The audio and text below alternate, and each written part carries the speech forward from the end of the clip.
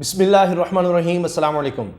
वो ख़बर जो आपको मैनेज्ड मीडिया में नज़र नहीं आएगी। मीडिया मैनेजमेंट पे ये हुकूमत कमाल है, ऐसी हुकूमत कभी नहीं आई।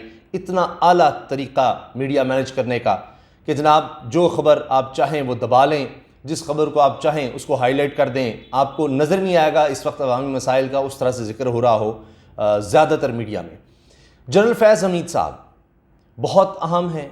ये मौजूदा इम्पोर्टेड हुकूमत, इसमें बैठे लोग नफ़रत करते हैं, इजहार भी कर चुके, साफ़ियों के थ्रू भी बहुत कुछ कहलवा चुके, बड़ा कुछ किया, लेकिन इनको भी मानना पड़ गया कि जनरल फैज़ हमीद की इनको ज़रूरत है, उनके बग़ैर मामलात नहीं चल सकते। ख़बर उस तरह से सामने नहीं आई।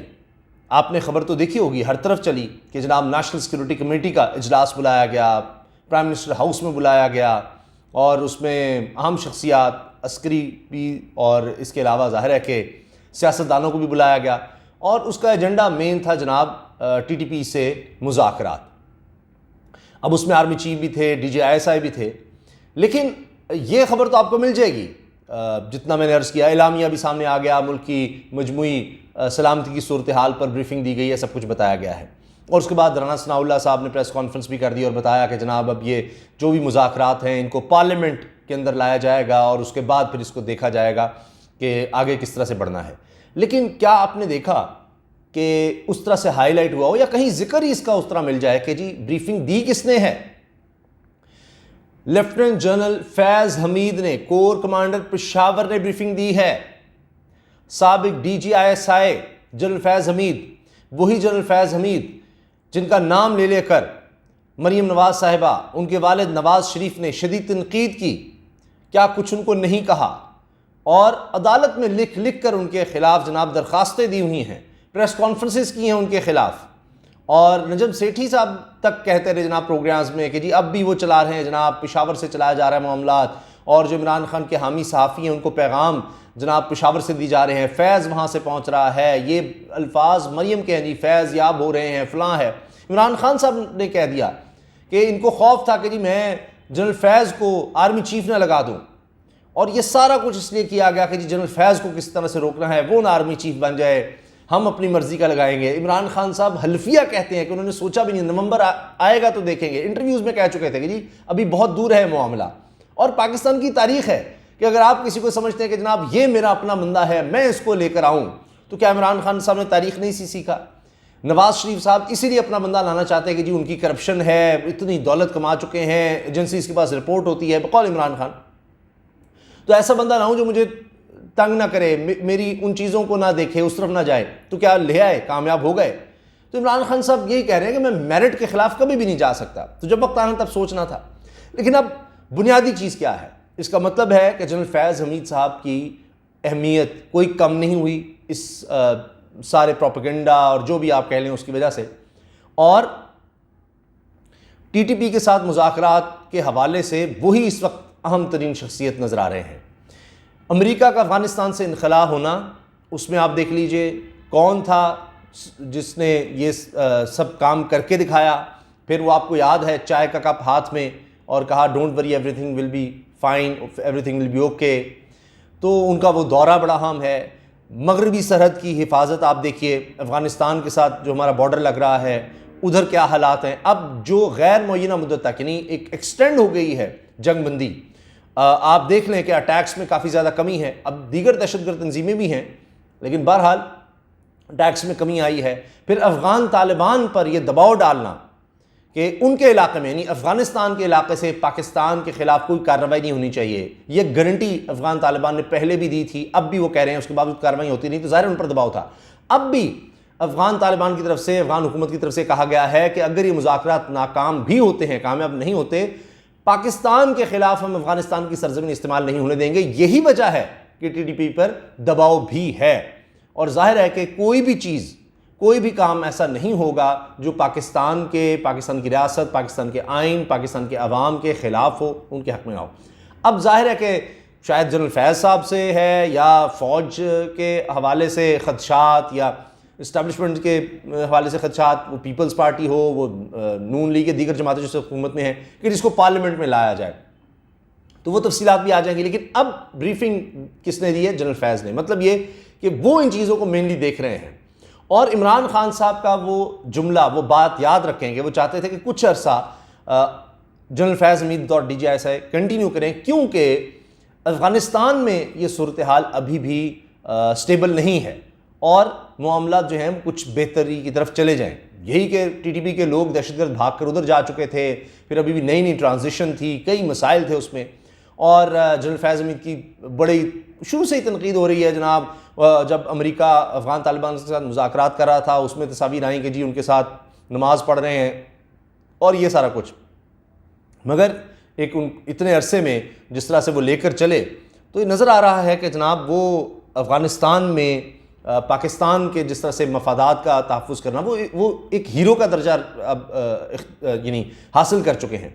तो इनसे कोई नहीं छीन सकता। और अगर ये इंशाअल्लाह पाकिस्तान में ये देरपा अमन हो जाता है, ये दहशतगर्दी के कैंसर से पाकिस्तान की जान छूट जाती है, तो फिर भी जनरल फैज़ हमीद से आप ये क्रेडिट नहीं छीन सकेंगे। अब ये ब्रीफिंग देना, मामलात में आगे होना, अटैक्स में कमी होना, जंगबंदी की तरफ जाना, ये सब अगर आप देखें तो he is the key man general Faiz Hameed साहब। तो इसमें कोई शक नहीं है। इतने अरसे से लेकर चल के इतनी तनकीद, क्या कुछ उनको नहीं कहा गया, लेकिन कभी कोई इस तरह का लफ्ज़ उनकी तरफ से नहीं आया। इतना कुछ कहा गया कि DGISPR को फिर बाकायदा इस पर बयान जारी करना पड़ा कि जनाब चलो, पहले तो आर्मी चीफ दीगर ये वो होता था कि अब जनरल फैज़ हमीद जो हैं वो कोर कमांड पेशावर हैं, बड़ी अहम कोर है और ऐसे ही नहीं किसी शख्स को वहाँ पर लगा दिया जाता। यहाँ तक कहा गया कि जी उनको किसी भी वक्त हटाया जा सकता है। नजम सेठी साहब ने कहा जी उनको किसी और जगह, जिसको कहते हैं ना खुडे लाइन, इधर लगाया जाएगा।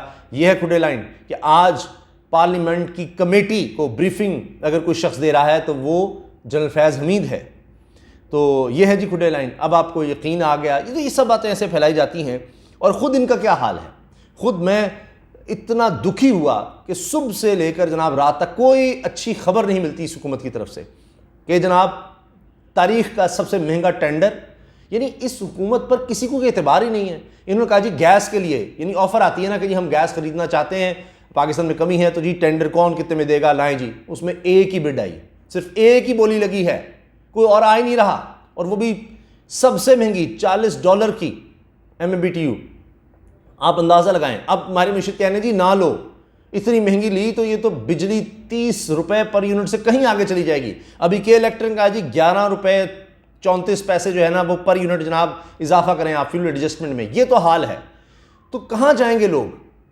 और फिर अब मैं देख रहा था कि शहबाज शरीफ साहब, दुख होता है जी, सेनेटर से अपने खिताब करते जी शबाना रोज़ हम करेंगे। अब हम यकसू हैं, पहले यकसू नहीं थे, क्योंकि जिन तरामीम के लिए हम आए थे वो हमने अब कर ली हैं।